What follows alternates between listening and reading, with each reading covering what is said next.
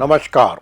जब मैं पिछले संवाद में एक चीज़ बता रहा था कि तत्कालीन सरकार के कुछ लोग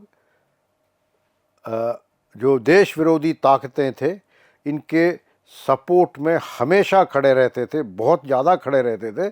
इस संदर्भ में एक बहुत ही महत्वपूर्ण बात बताता हूँ। देखिए, 2007 में 3-4 अगस्त के लगभग तिथि थी। एक ग्लासगो एयरपोर्ट का ब्लास्ट करने का प्रयास हुआ था। वो भी एक भारतीय नागरिक था, जो नाम पता नहीं, 2 नाम है, मेरे को नाम में थोड़ा सा अब समय का व्यर्थ हो, काफ़ी समय निकल चुका। तो एक भाई का नाम था कफ़ील अहमद, एक भाई का जलील अहमद। एक जो है वो ग्लासगो एयरपोर्ट ब्लास्ट करने के लिए गया था। He was a engineer working in UK. उसका एक और भाई तुरंत ही बाद ऑस्ट्रेलिया में डॉक्टर था, उसको भी वापस भेज दिया गया था। इस बारे में ज़्यादा किसी को पता नहीं है। फिर उन दिनों का हमने रिपोर्ट काफ़ी सारे मंगाए थे, इतने सारे उनके पास थे, कई चीज़ें थी। तो इस संदर्भ में नोट मांगा था। तो हमने फिर नोटिंग किया भी ऐसा क्या क्या तत्व है क्या। तो इसका मैं परिणाम भी बता दूंगा आपको, मैं इसका साबित करके इसी में कर दूंगा कि इसका परिणाम क्या हुआ।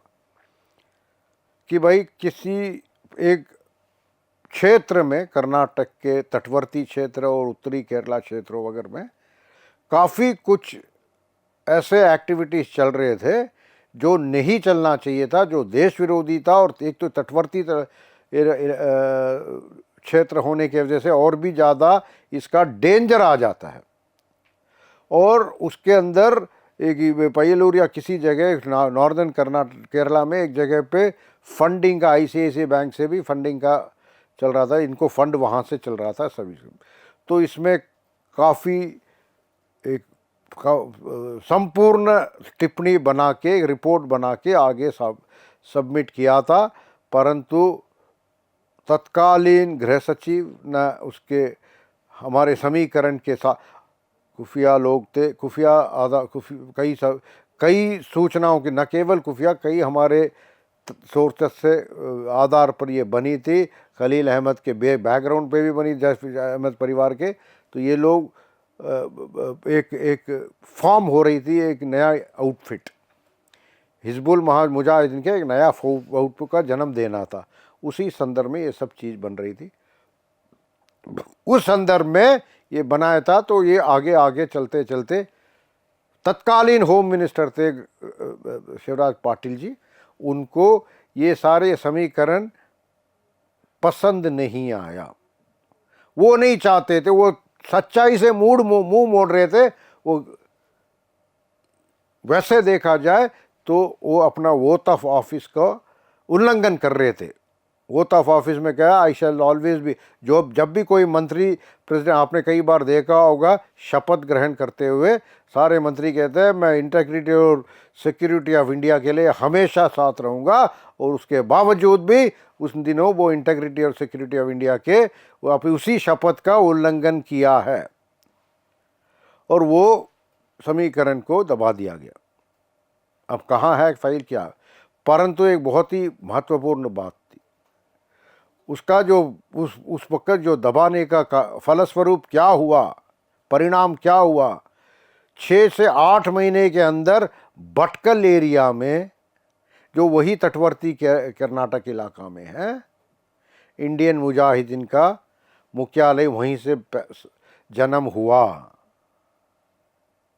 इंडियन मुजाहिदीन का जन्म वहाँ से हुआ था, जिसकी नींव वहीं रखी गई थी। रियाज भटकल, यासीन भटकल, इकबाल भटकल सारे वहीं के थे।